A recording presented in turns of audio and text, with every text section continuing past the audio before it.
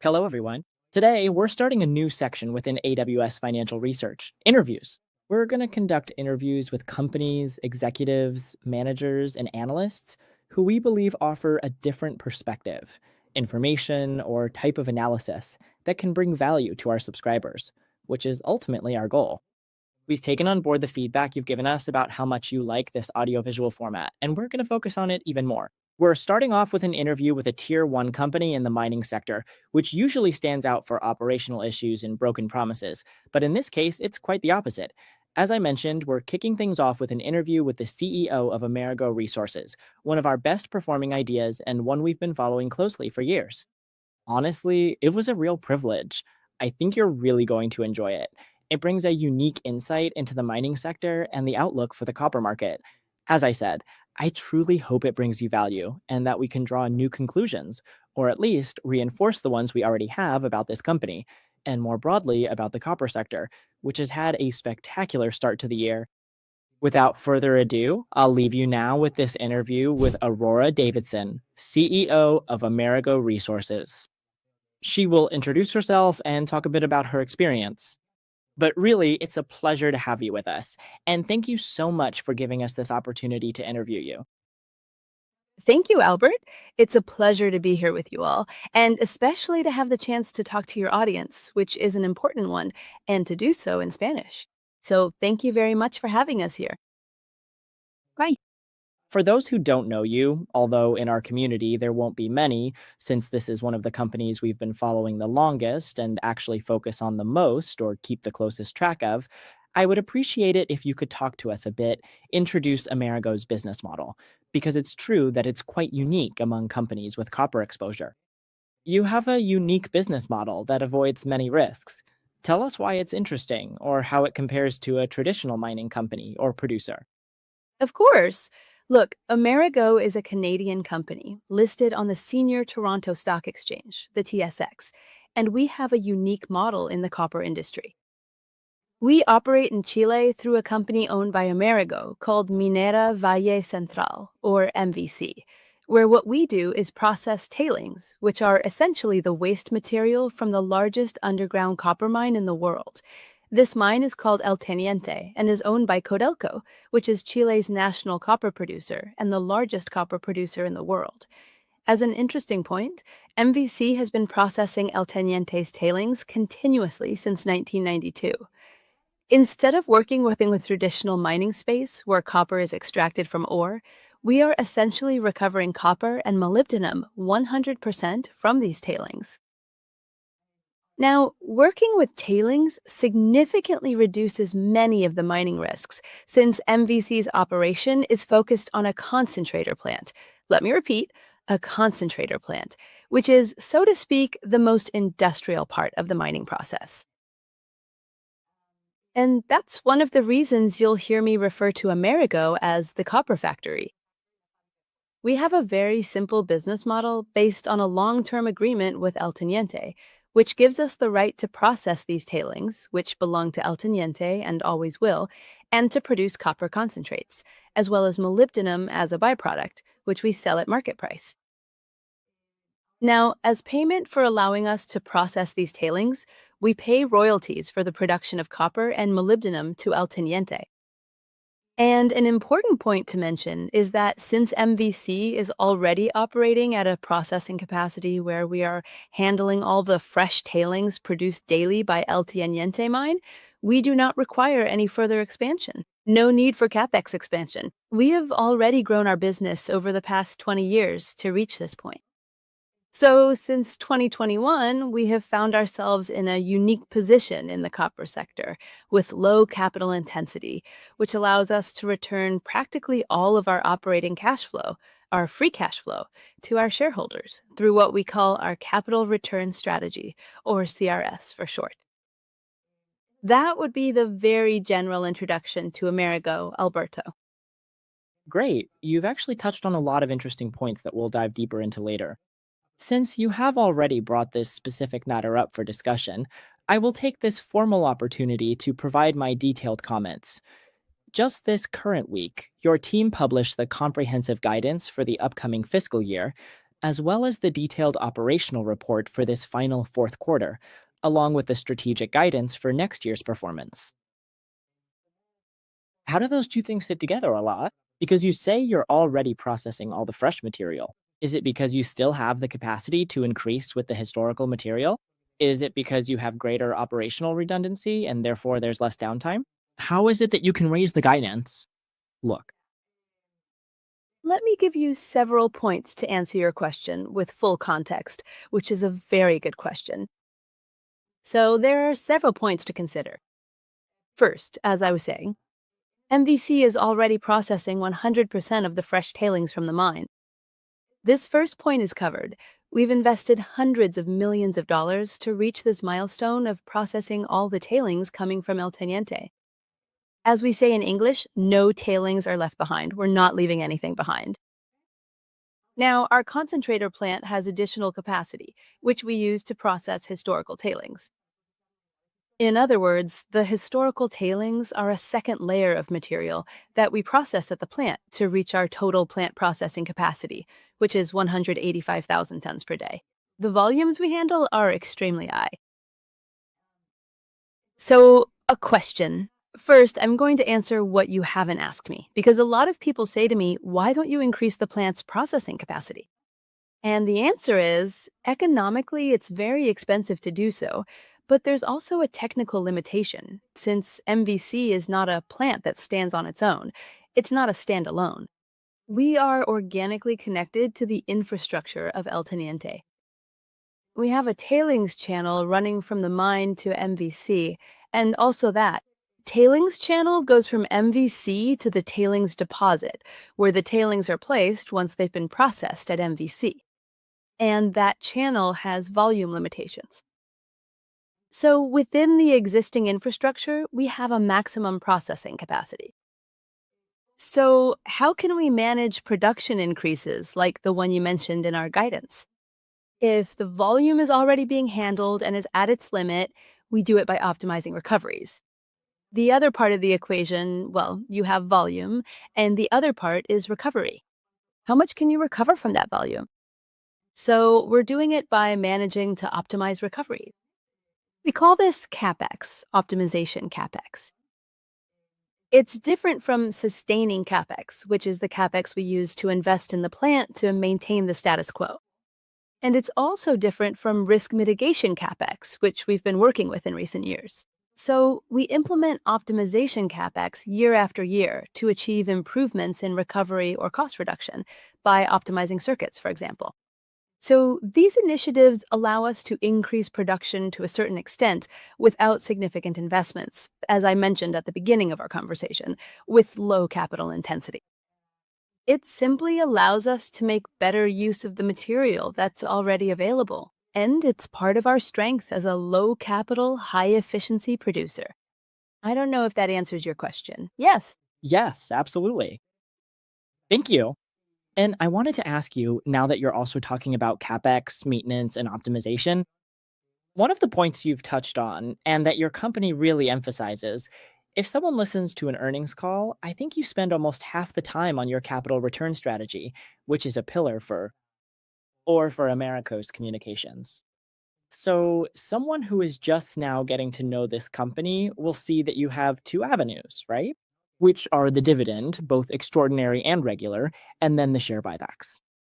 You've mentioned before that even though the stock price has gone up a lot, if you look at it from the perspective of copper produced per pound and other metrics, you still see the shares as attractive. So, what I wanted to ask you is whether you see the possibility now that the dividend yield isn't as high anymore, right? With the price having climbed the way it has, of maybe speeding up the buybacks a bit, or do you still see them as less attractive compared to the dividend? Have you reconsidered your return strategy in terms of performance dividend versus buybacks? Yes, yes. That's a good question.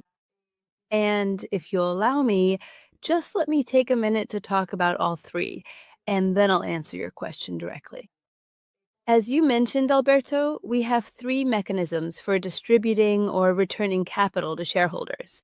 We have the quarterly dividend or ordinary dividend. We have extraordinary dividends, which we call performance dividends, because they are directly tied to the performance of copper prices. And we also have share buybacks, and we've worked with all three, and we like each of them for different reasons. The most important one for us is the quarterly dividend, the ordinary dividend, because that establishes our basic relationship of returns to shareholders. The fundamental commitment is that dividend. Right now, with copper prices at $6 per pound, I don't have to spend any time justifying that the ordinary dividend is fully protected, because it is.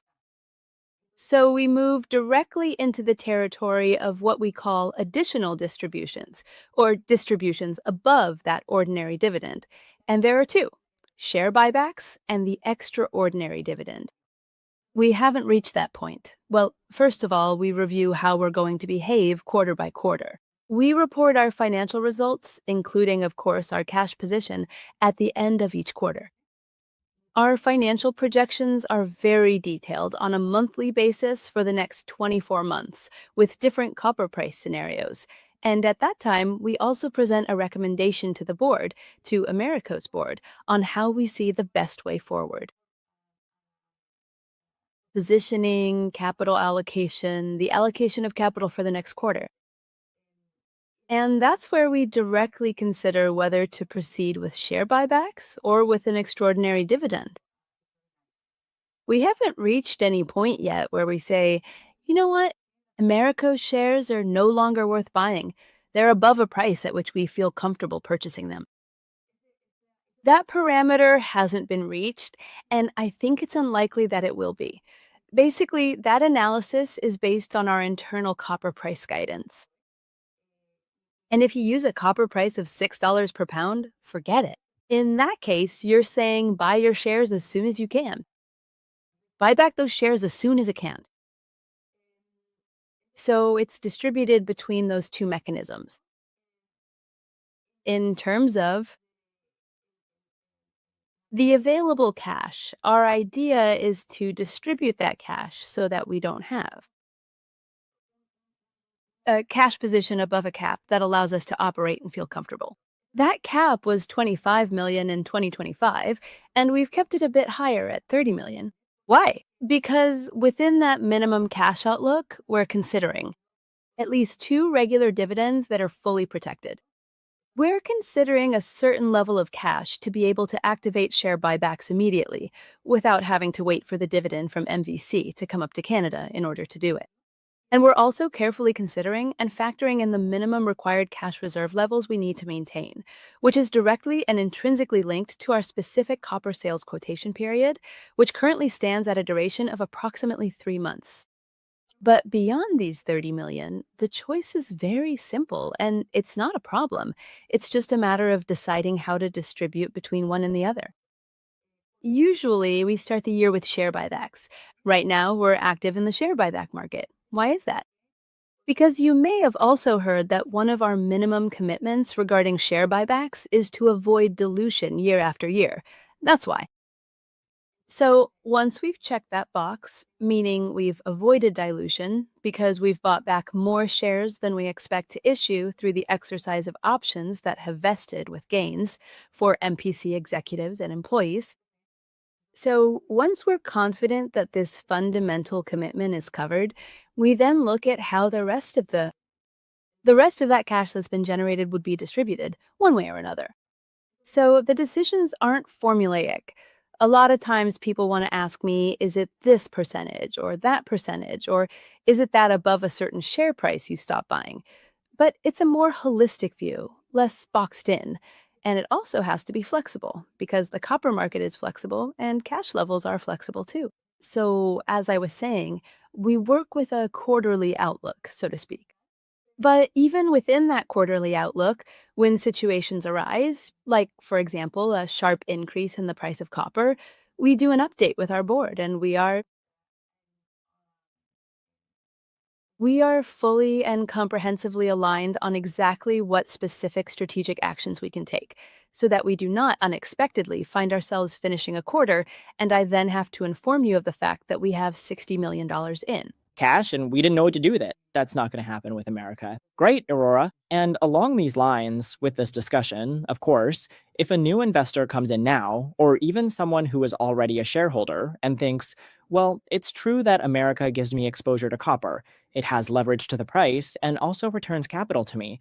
But on the other hand, the very symbiotic relationship you have with El Teniente and the fact that you are already processing all the fresh tailings means that, as you said, your growth capacity is limited.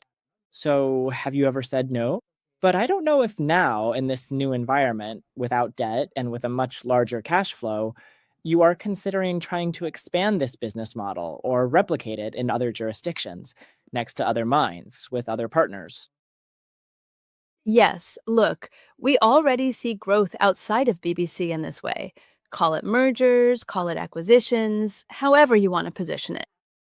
Our approach in America in that regard has been very disciplined, but it's not a closed off stance either.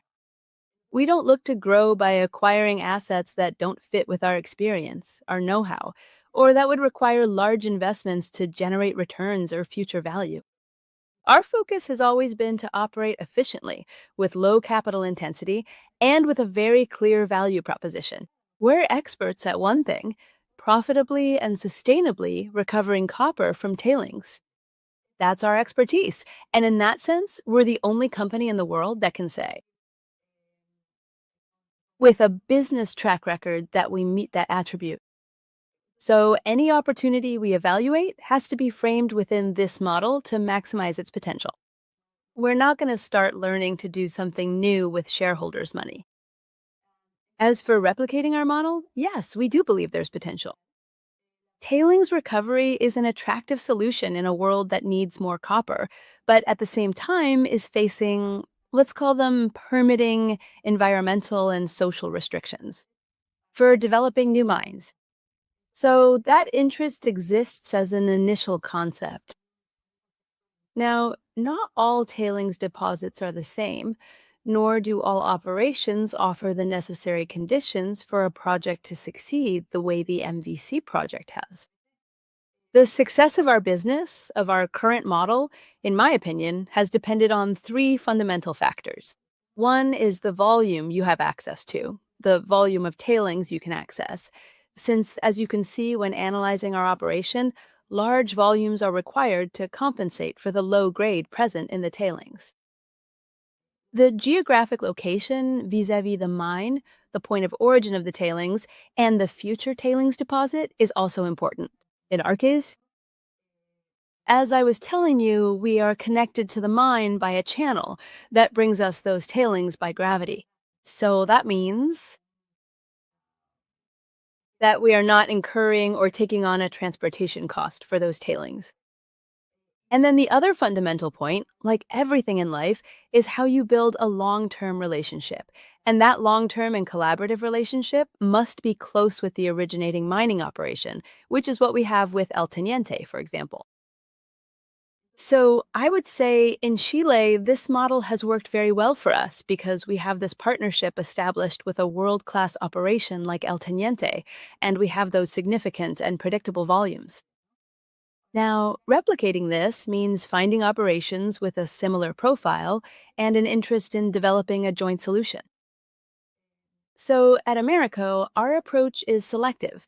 We are open to growth opportunities, but only if they reinforce what we already do well.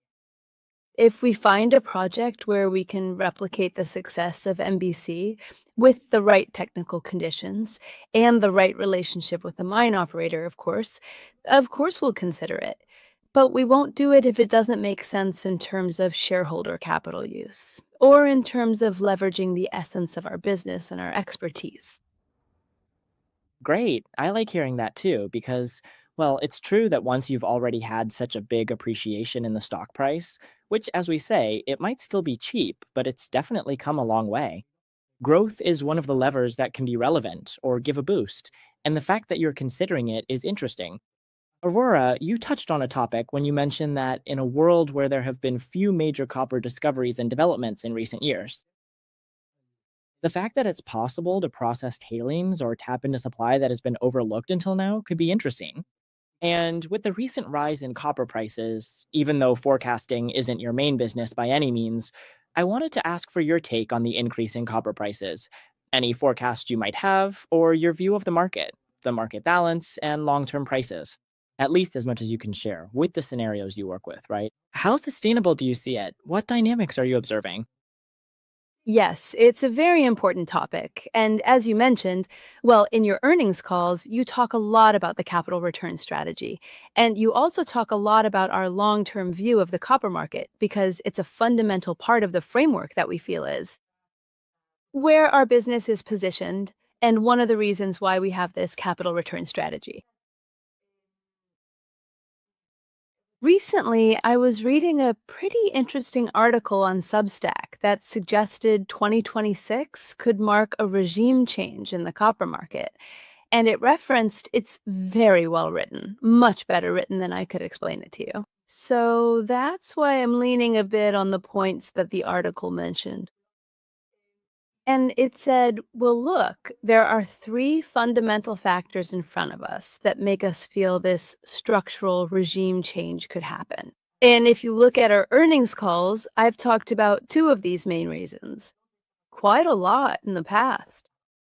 The first is that copper production from the mine, meaning copper concentrate, has already been affected for a long time by declining ore grades. This isn't something that's happened recently. We've been facing significant declines in the grade, that is, the recoverable copper within the rock, for decades now, right? So that's a geological limitation faced by all the major copper producers who used to work with high grade deposits and haven't done so for years now. And so this is a problem that can't simply be solved just because the price of copper goes up. The supply of copper will depend on the copper grade, not on price dynamics or the incentives that price might generate in the market. The next point has to do with what I mentioned in the previous question. It's the amount of time it takes the industry to bring a mine into production. So before, it used to be 6 years, and now we're scratching at 20 years.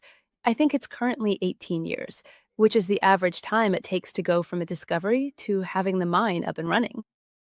So if today the price of copper is encouraging a rush of discoveries if new deposits are found. First of all, these will probably be deposits with lower grades than what we're used to seeing, and they also won't be up and running in a year or two.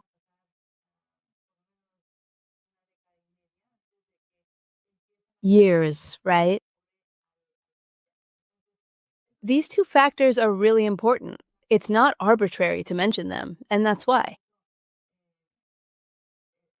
In copper market analysis, you'll see that we and a lot of other people have been talking about these 2 points for years. But there is a third factor that's new in 2026, and it's very relevant. For the first time, the annual benchmark for treatment and refining charges has been set at zero. We're not talking about spot prices at zero, like we saw throughout 2025. We're talking about the benchmark that governs long term supply contracts. In other words, most of the mined copper being sold in 2026 will have to operate with a benchmark of zero. Zero means we're not paying anything to the smelters to buy it, to process that copper concentrate. So, what is this telling you? It's telling you that there's an extreme shortage of concentrates in the market that's triggering this situation. But if there's such a shortage of copper concentrate in the market, which is the starting point for everything related to copper, if you don't have concentrate, you won't have that material entering the market. To the smelters, you won't be producing any copper output. You won't be able to produce the semi finished products, or the finished copper products. So it's the starting and launching point in the supply chain. So, what we can conclude is that we're facing a new situation that has never been triggered before in the copper market, which could set off a series of chain reactions, leading to a lower supply of the final copper product, which is what is used across all industries. So, we're talking about a market with A very tight supply that also has fragility within its so-called normal operations, quote unquote, of agricultural production year after year. We saw it in 2025 with accidents that happened, which have had a significant impact on the market and its balance. So, from my point of view, we're seeing a situation where we can anticipate a solid floor for the price of copper, and where the importance of having stable production, such as the production coming from Americo, for example, is quite significant in terms of supply contexts and the structuring of the global market. Great. And also tying this in a bit, Aurora, because of course, if we assume that the environment has changed, that there's been a paradigm shift in recent years with fewer discoveries, supply problems, except for a few cases like Philo, right? Other districts, but as you said, they'll take decades to develop. We see a copper price with a higher floor. The question that naturally arises is you have an agreement with El Teniente, which, as you mentioned, involves paying royalties based on the price of copper. And it was based on certain assumptions that now seem a bit outdated, or at least are starting to reach the point of being outdated because of the spot price. I don't know if you've already had the chance, if you've already hit the trigger of the consecutive months, if you're about to, or if you're negotiating with them. If you could give us a bit of information about how you see that negotiation. Of course, we've had negotiations on the other side of the scale when the price of copper goes down.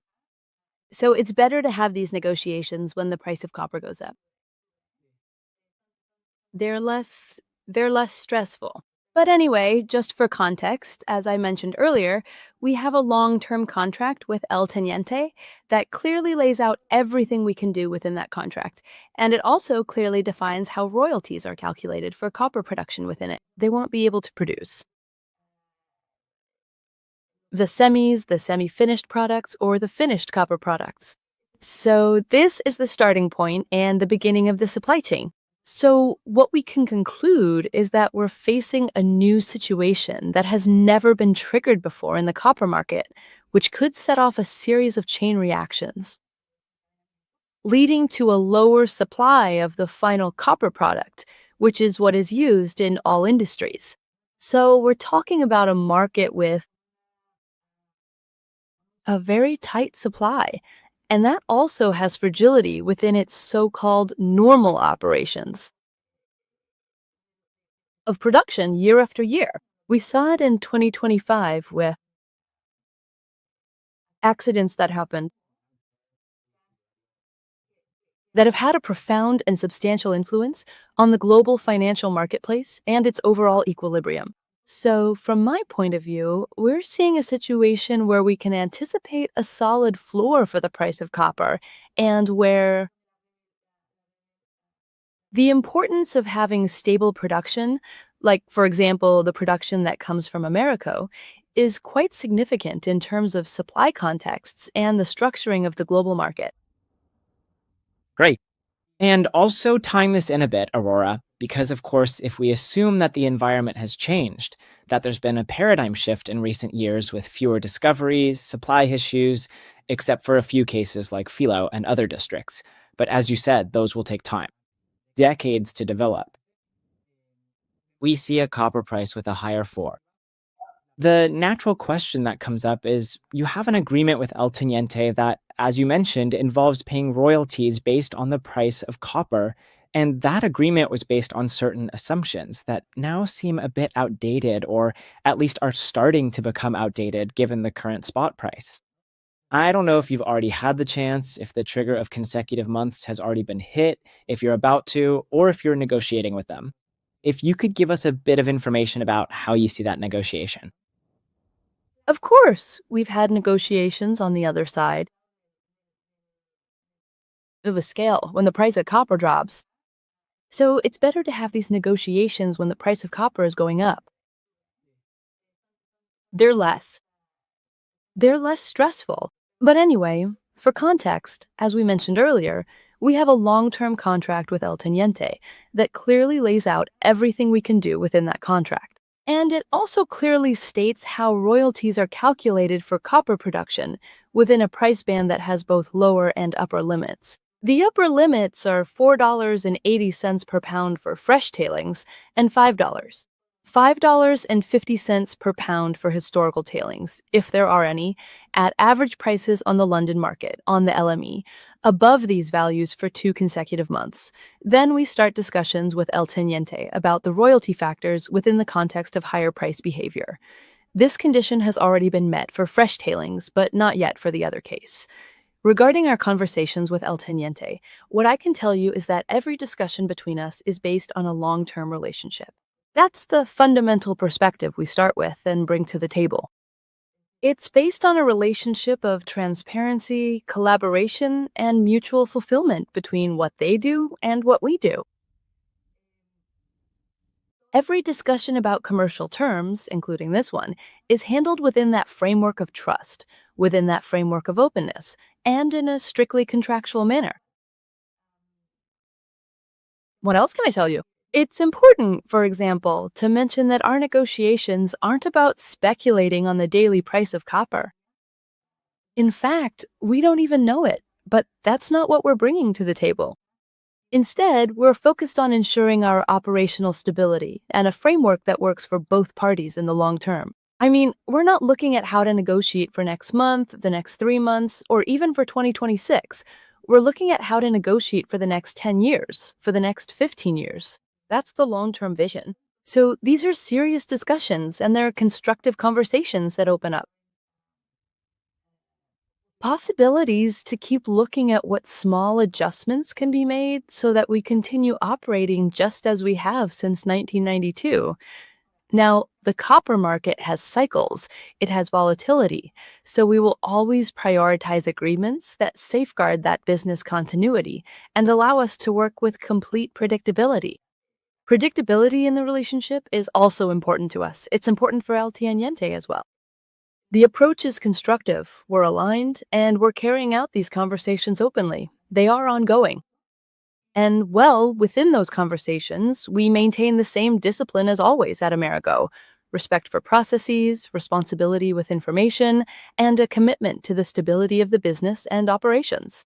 In Chile, that's what I can share with you. Ale, without putting you on the spot, obviously, because as you said, these are negotiations that are ongoing and also have a private component. But if someone wanted to model it, like us, since we do modeling and want to try, more or less from what I understand from you in terms of stability, a sliding scale, meaning interpolating based on what exists now and shifting the scale upward, we wouldn't be too far off from the discussions that are taking place. In other words, what's interesting is that in the end, both of you capture the upside of these new prices in relation. Of course. For example, in our online presentation, in the deck we had up until last year, until December 2025, we were clearly presenting different copper prices. This is the blended royalty that can be expected for the year. I don't think what we're going to discuss with El Teniente will be completely different from what we've had in previous years. It just happens at higher prices. Even if you kept the same factor, the benefit is still substantial for both parties. That's right, yes. And well, Aurora, first of all, I want to thank you for the time you've obviously given us. We've covered the topics we had. And what I would like to ask you is for a shareholder, whether new or existing, who's watching us now, if you had to explain in 1 minute what the investment case is, why invest in Americo today after the changes you've made and the price increase, how would you define it or how would you pitch in 1 minute why this idea is still interesting despite the spectacular revaluation it's had? Yes, of course. Look, I would say to you, the fundamental conditions of America remain the same, whether copper prices are high or low.